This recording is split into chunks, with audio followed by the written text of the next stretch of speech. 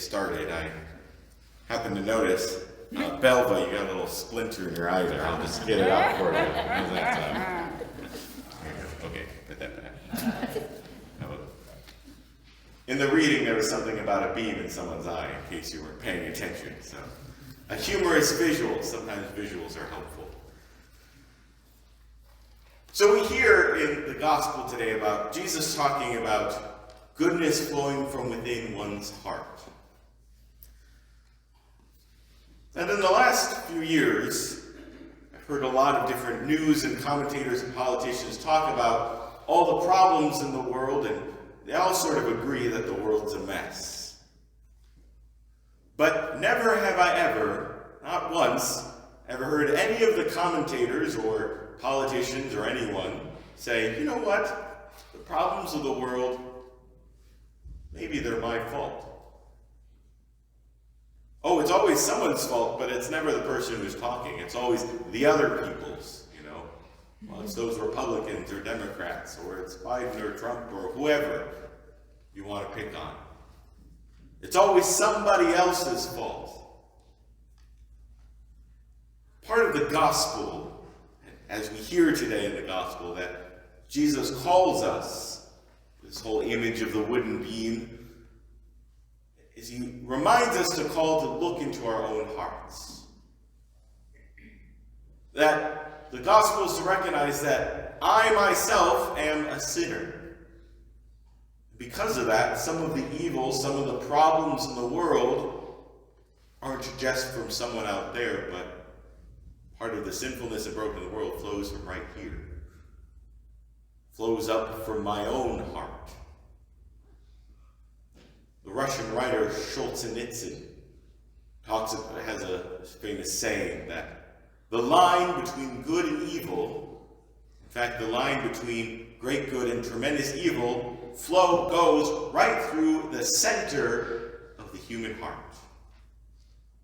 The line between good and evil goes right between the center of the human heart. And I think he's onto something there. But I don't really like that. I like to think that that line between good and evil is far over there, and I'm far and good on one side of the good side of things, and all the evil people are on the other side. But to recognize, Jesus points out that that line goes right through us. There's some evil inside of you. And so part of the gospel then is to turn ourselves ever more fully to goodness. How do we do that? We do that through a word I want to talk about today, a V word, that is virtue. Cultivation of virtue. Now what is virtue? Simply put, virtue is simply the habit of doing what is good. The habit of doing what is good. But, of course, like any habit, we form habits by doing them over and over and over again. It cultivates in us a disposition to that thing. And so we as broken, selfish human beings tend to have habits that lean towards those things. We also have to keep doing and acting good and making habits that dispose us ever more fully towards what is truly good. So that means that there's something in us that has to be worked. You sort of have to exercise that spiritual muscle, if you will, to continuously act against my own selfish inclinations, which is not always a pleasant process. You know, my selfish inclination was, it's early this morning. I don't really want to get up. I did Mass last night. We can make Doug needs practice for becoming a deacon, Just make him try and lead the thing. No, but of course we still have to get up despite our selfish inclinations. You can give many more examples. So we're called to cultivate virtue within us, these habitual dispositions towards what is right and good. And in the classic Christian understanding of virtues, drawing upon Greek philosophy, a virtue is usually a balance between different extremes of deficiency and excess.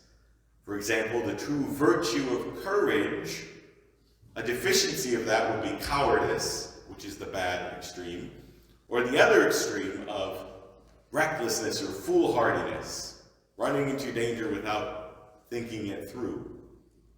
But the true virtue is courage right in the center, finding that balance within us, that inner harmony that Jesus wants to cultivate what is within us.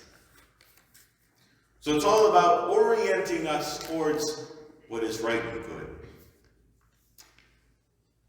And to explain the Christian understanding of the virtues, we have to understand a little bit about the sort of scholastic Christian understanding of the human person, of how do we move towards what is good.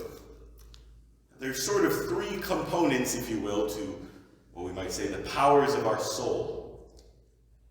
That is, first of all, we have a mind or an intellect, that, a reason that thinks through what is good, seeks understanding. And then we have our will, what we actually choose to do, what we act on, our action that moves us. Then we also have this element of human beings of what some of the church fathers would call our appetites, sometimes our passions. In other words, all those other desires, our emotions, but also our different basic human desires, hunger, thirst, those kinds of things, our appetites. The hungers and desires and emotions that also work on us. And all of these things sort of work together, and that's how we live and move through the world. But because we're broken and sort of disordered human beings, these always don't always work perfectly towards what is truly good. For example, I'll give an example in a little bit. So that means we need to cultivate virtues for each of these things, the intellect, the will, and the appetites. So this leads to there being many of the writers, again, drawing from Greek philosophy, that the Christianity has taken up, that there's 4 what we call cardinal virtues. 4 primary or overarching virtues that contain many other sort of sub-virtues or related virtues. So cardinal, not like the little red bird, but cardinal meaning primary, overarching. Like the cardinal directions on the compass, north, south, east, and west. So that first of all, there's when we think about our intellect, that we have to work to cultivate the virtue that it can truly understand and apprehend that which is truly good. And so we need to cultivate the first cardinal virtue of prudence. Prudence being, as I said, the habitual looking towards the good. So prudence, practical wisdom, the virtue of the intellect. Secondly, we have to cultivate for our will the virtue of justice. Doing that which is actually true and good. Because I may know and understand what is good, but I may still make a selfish choice. So it's not just cultivating the understanding, but the virtue of the will, justice, acting towards what is good. But sometimes that doing what is right and good, to do it, we have to encounter adversity, or struggle, or trial in order to do what is right and good. So we still have to courageously move forward. So we also have to cultivate the virtue for the will of fortitude, like courage or boldness, to do what is right even when it's difficult. So we have the prudence for the intellect, justice and fortitude for the will. And the fourth cardinal virtue goes on with our passions, our appetites, which is we need the virtue of temperance. Temperance being the moderation of those passions. Because if we don't cultivate the virtue of temperance, our passions or our appetites can sometimes sort of bypass our intellect, our reason, just shove it aside, and then we may do something, we just act on something because I want it now. We don't always think through it. Now, you may or may not have had the experience, as an example of this. Someone gifts you an apple pie, in your fridge. And that apple pie is in your fridge, and you have a thought. You know what? I have, from my passions, from my appetites, a little bit of a desire for a little bit of apple pie. But, I don't want to dirty a plate. And trying to be a little healthy, maybe I'll just take a few bites. So, bottom to get out a plate, you just peel back the tin foil and take a fork and take a few bites. Next thing you know, 3/4 of the pie is gone. That is an example of our appetites sort of bypassing our intellect and not thinking it through. And next thing you know, it's all gone, and there you go, and you were only going to eat a few bites. So we need to cultivate the virtue of temperance that reins in our passions, not overindulging in various things. The intellect, the will, and the passions, guided by the cardinal virtues of prudence, justice, fortitude, and temperance. This is part of the reason why during the season of Lent, part of giving up of things, part of doing different aesthetical practices, penitential practices, is exactly to help to cultivate the virtues. Giving up sweets or chocolate for Lent can help us cultivate the virtue of temperance, which is related to self-control, etc.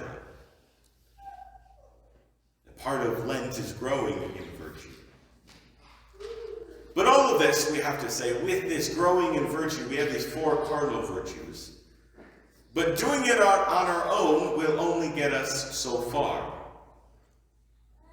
Because, you see, we weren't meant to totally do this on our own because we're broken, disordered human beings.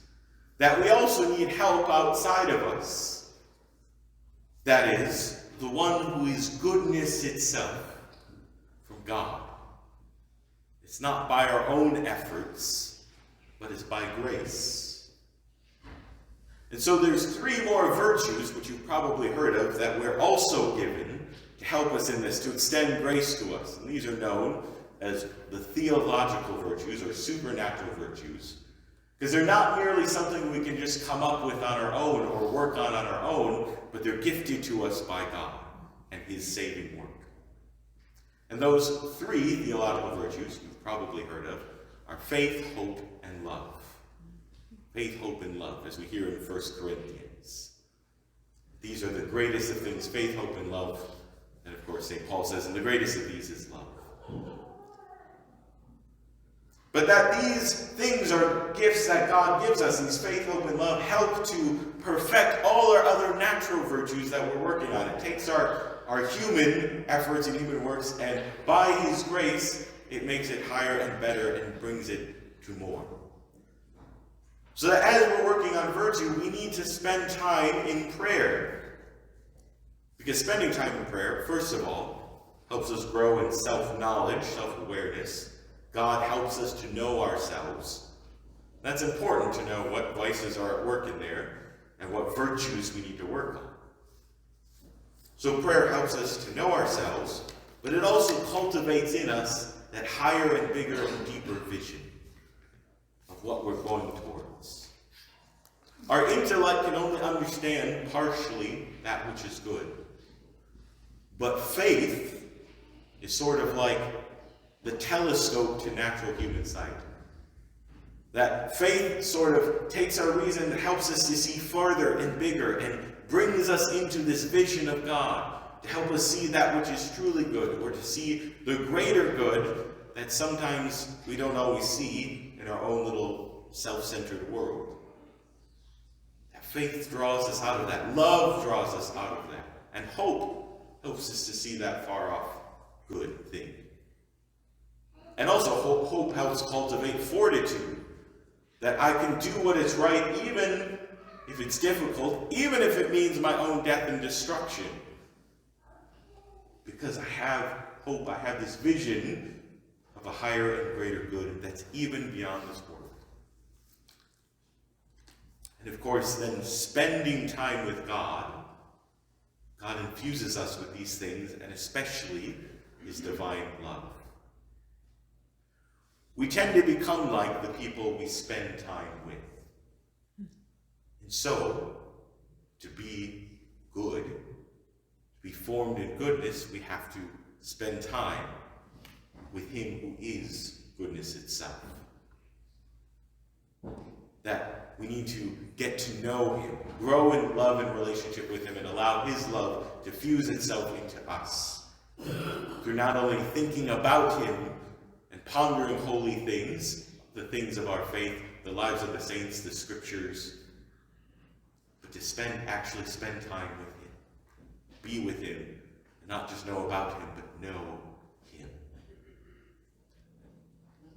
This is where our heart is formed, from being something disfigured, being a rotten tree, if you will, as Jesus uses, being formed fully into that which is good, that truly bears good fruit in the world.